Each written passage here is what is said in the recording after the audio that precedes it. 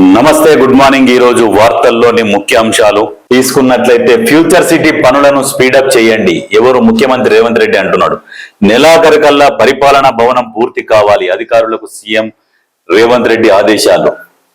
FCDA office and young India skill varsity నిర్మాణ పనులు పరిశీలన, పనుల పురోగతిని సీఎం కు వివరించిన ఆఫీసర్లు.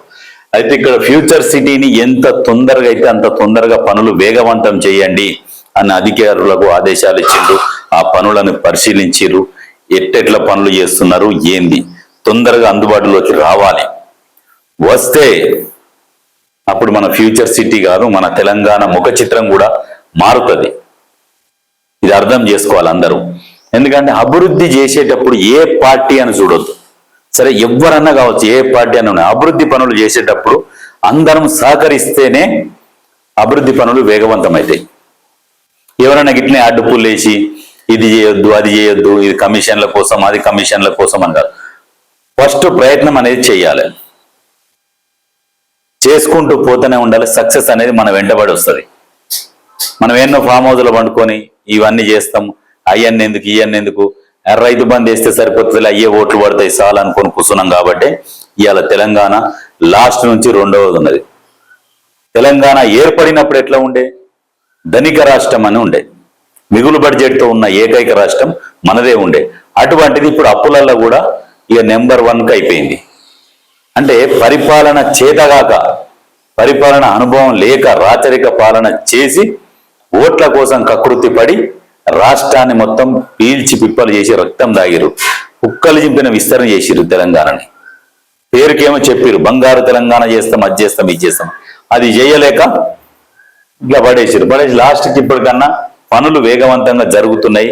పనులు చేయాలి, తెలంగాణని అభివృద్ధిలో నెంబర్ 1 తీసుకురావాలి, నెంబర్ 1గా భారతదేశంలో అని చెప్పేసి ప్రయత్నం చేస్తున్నాం. చేయాలి, సహకరించాలి. ఎందుకంటే అది చేయడం వల్ల మనకే మంచిది. పరిశ్రమలు వస్తే ఉద్యోగ అవకాశాలు దొరుకుతాయి. ఇది ఆలోచన చేయరు. ఫస్ట్ ఉద్యోగ అవకాశాలు దొరికినాయి అనుకో, ఎవరి లైఫ్ వాళ్ళు మంచిగా సెట్ అవుతుంది. దీని విషయం మీద ఆలోచన చేయాలి అందరూ. ఇక్కడ మూసీ ప్రాజెక్టుకు గ్రీన్ సిగ్నల్. బీఆర్ఎస్ నేత కార్తిక్ రెడ్డి పిటిషన్ కొట్టివేసిన ఎన్జిటి. కార్తిక్ రెడ్డి ఎవరు? పటోళ్ళ కార్తిక్ రెడ్డి. డిపిఆర్ సిద్ధమయ్యాక అన్ని పర్మిషన్లు తీసుకుంటామన్న ప్రభుత్వం, పర్యావరణ అనుమతులు లేకుండానే ముందుకెళ్తున్నారన్న పిటిషనరు ఈడ మూసీ ప్రాజెక్టుకు, మూసీ అనేది మూసీ సుందరీకరణ, వాసన లేకుండా, దోమల బెడద లేకుండా నీటిని శుద్ధి చేసి గోదావరి జలాలు కలిపే ప్రయత్నం చేస్తున్నారు. దాని పర్యావరణాన్ని బాగుపెట్టడం కోసం పనిచేస్తున్నారు. పర్యావరణాన్ని ఖరాబ్ చేయడం కోసం కాదు. ఆ పని చేసే పర్యావరణం ఖరాబ్ అవుతుంది అనే ఆలోచన వచ్చినప్పుడు అక్కడి నుంచి పర్మిషన్ తీసుకుంటారు. ఖరాబ్ అయిన దాన్ని మంచి చేయడం కోసం మళ్ళీ పర్మిషన్ లేదు. ఇది ఇప్పుడు దీన్ని పిటిషన్ వేసిండు అంటే ఎంతమంది మూసీ వల్ల, మూసీ బాధితులు ఎంతమంది ఉన్నారో మీకు తెలుసా? ఒక్కొక్కరు ఎంత ఇబ్బంది పడుతున్నారు, ఎంత బాధపడుతున్నారు.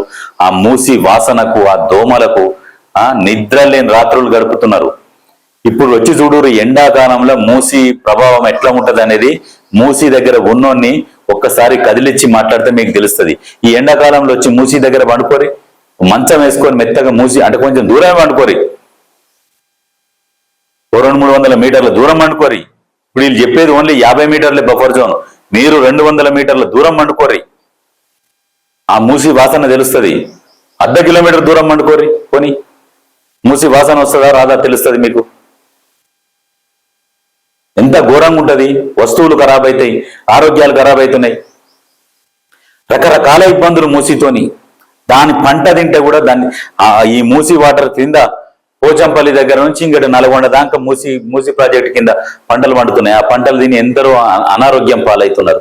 ఆ విషయం తెలుసా మీకు? ఇక్కడ ఉన్న వాళ్ళకు ఏదో వ్యతిరేకిస్తున్నాము, వాడు కూడా ప్రతిపక్షములు చెప్తున్నారు, మనం కూడా చేయకూడదాం వారి మాటకు, అందరి ఇల్లు కూలిపోతున్నాయి అన్నాడు. కానీ ఎన్నో జీవితాలు తలగబడిపోతున్నాయి కింద, ఇంకా లక్షల కుటుంబాల జీవితాలు ఆగమైపోతున్నాయి. అది కూడా ఆలోచన చేయాలి కదా. అందరం మనుషులమే, ఇక్కడ ఉన్నోళ్ళే మనుషులు కాదు. ఈ మూసీ పరివాహక ప్రాంతంలో కింద ఉన్న ప్రజలు కూడా, వాళ్ళు కూడా మనుషులే. వాళ్ళ గురించి కూడా ఆలోచన చేయాలి. ఒక మంచి పనిని మొదలు పెట్టుకుంటున్నప్పుడు ఈ పిటిషన్ లేచి ఆపడము. ఎందుకంటే ఈ దోసుక తిన్నోనికి దోసుకు తినే యావనే ఉంటది. ఇంకొకటి పని చేసినా కానీ అమ్మని అమ్మ వీడు తింటాడేమో, మనం అప్పుడు ఇంత తిన్నాం కదా వీడు కూడా తింటాడేమో అని అసలు అవతలకి ఆలోచన కూడా ఉండదు, ఆ దోసుకునే ఆలోచన కూడా ఉండదు, కానీ వీని మనసులో మెదులుతా ఉంటది అన్నట్టు. ఇప్పుడు ఈ మూసీ దగ్గర కూడా గదే జరుగుతున్నది. ఏంటంటే మూసీ అసలు స్టార్ట్ చేయకముందుకే ఈ కేటీఆర్ వీళ్ళంతా ఏమన్నారు, 1,50,000 కోట్లు మూసీ కోసం ఖర్చు పెడుతున్నారు తిందామని, కమిషన్ కోసం అని చెప్పేసి ప్రచారం. ఆ డిపిఆర్ లేదు, ఏది లేదు, అసలు దాని గురించి ఊసే లేదు. చేద్దాము అని ఒక ప్రతిపాదన తీసుకొచ్చారు అంతే. ఏమంటే దానికి 1,50,000 కోట్లని వీళ్ళు యాడ్ చేసి పడేసారు.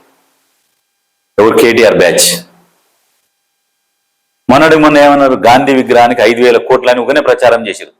ఇదంతా ఏంటంటే విష ప్రచారం చేసుకుంటూ పోవాలి, ప్రభుత్వం మీద ఏదో ఒకటి బురద జల్లుతూనే ఉండాలి, ప్రజలు మొత్తం లాస్ట్గా నమ్మే పరిస్థితి తీసుకురావాలి. ఇదంతా ఒక స్క్రిప్టెడ్ ఇది పని, ఇదంతా పని కట్టుకొని చేస్తున్న పని ఇది. ఏంటంటే బదనాం చేయాలి, ప్రచారం చేయాలి, ఇట్లా ఆగం చేయాలి. చేస్తే ఏమొస్తుంది? ఇప్పుడు మూసీ సుందరీకరణ వల్ల ప్రజలకు మేలు జరుగుతున్నది. ఈ ప్రతిపక్షాలు ఈ వీళ్ళు విష ప్రచారం చేస్తే ఇప్పుడు ప్రతి ఒక్కరి జనాల దగ్గర ఫోన్లే ఉన్నాయి. లాస్ట్కి ఏమంటారు, ఈ అమ్మ మంచి పని చేస్తుంటే కూడా వీడు మొత్తం అడ్డుపులు వేస్తున్నాడు దరిద్రుడు, వీడిని ఇంకోసారి రాని కూడా రానియొద్దురా నాయన, తెలంగాణ ప్రజల దగ్గర కూడా రానియొద్దు అన్న ఆలోచన వస్తుంది. చెయ్యి, ఇట్లా చేయొద్దు, ఇట్లా చేయర్రి, ఇంకొంచెం ఈ రకంగా తీసుకోండి, ఈ రకంగా తీసుకుంటే బాగుంటది అని సలహాలు సూచనలు ఇచ్చుకుంటూ పోతే జనాలలో కూడా ఏమనిపిస్తుంది అంటే, అరే సరే వీళ్ళు ఓడిపోయినా కానీ సరే ప్రజల కోసం పనిచేస్తున్నారనే ఒకటి భావన కల్పియాలి. మీరేం కల్పిస్తారు తెలుసా? మంచి చేద్దామంటే అడ్డుపులు వేస్తారు, ఈ దొంగలను మళ్ళీ దగ్గర రానియొద్దు అనేది మీకు మీరే క్రియేట్ చేసుకుంటారు ప్రతిపక్షాలు. మంచితనంతో ప్రజల మనసు గెలవాలి. కానీ దేశంలో ఉన్న అన్ని రాష్ట్రాల ప్రజలు వేరు, తెలంగాణ రాష్ట్ర ప్రజలు వేరు. ఎందుకంటే నువ్వు తెలంగాణ ప్రజలని ఏదో పైసలు పెడితే ఓట్లు కొనొచ్చు అనేది భ్రమ. తెలంగాణ ప్రజలు సెంటిమెంట్ పడిపోతారు. అరే అన్నా మాకు ఆకలి అవుతుంది, ఏం లేదు అంటే జోవులో ఉన్న కాడికి కూడా తీసిస్తారు. అటువంటి గుణం తెలంగాణ ప్రజలది, ఒరిజినల్ తెలంగాణ వాళ్ళది, నాట్ బీహార్ నుంచి వచ్చిన వాళ్ళది కాదు. బీహార్ నుంచి వచ్చిన వాళ్ళది మొత్తం దోసుకపోలే ఇది. అందుకనే అడ్డుకోవద్దు, అభివృద్ధి జరుగుతుంది, జరగనియాలి.